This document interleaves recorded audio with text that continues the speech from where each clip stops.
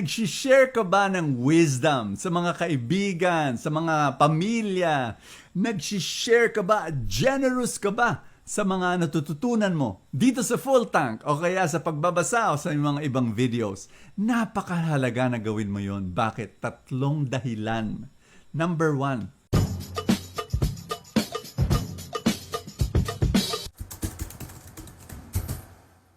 alam mo, pag ikaw ay nagtuturo, natututo ka ng sobra-sobra. The best way to learn is to teach. Ang pinakamaganda daw na paraan para matuto, magturo. Okay, di ba? Halimbawa, itong video na ginagawa ko, ilang beses mo papakinggan ang full tank na to? Minsan lang.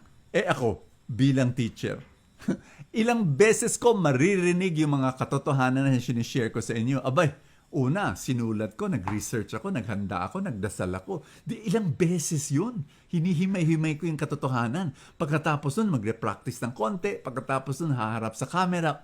Ilang beses yun. So, I learn more as a teacher. Ikaw rin.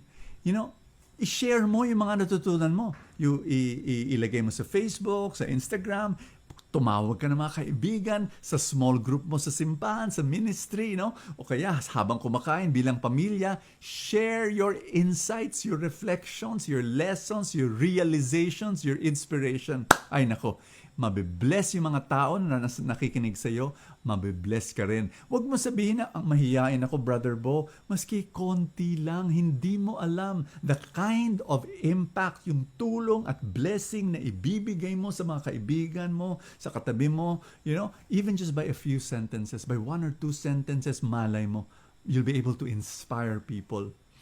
Alam mo, very, very important to be generous with your wisdom. Here's number two.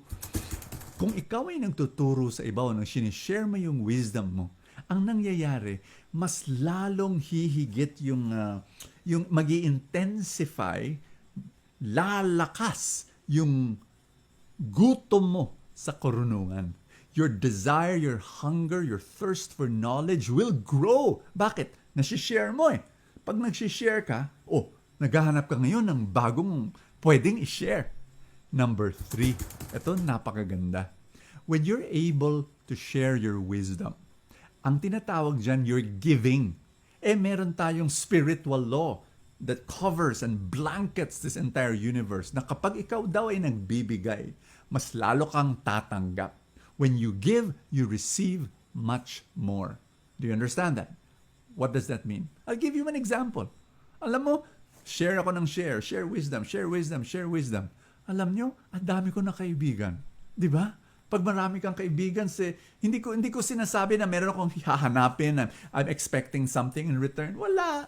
Pero along the way, you know, dahil sa dami ng kaibigan, maybe down the road, we'll be able to work together at something, and ang daming pwedeng mangyari basta nagbibigay. At my experience, when I give, sobra, siksik, liglig at umaapaw ang dumadating sa aking buhay.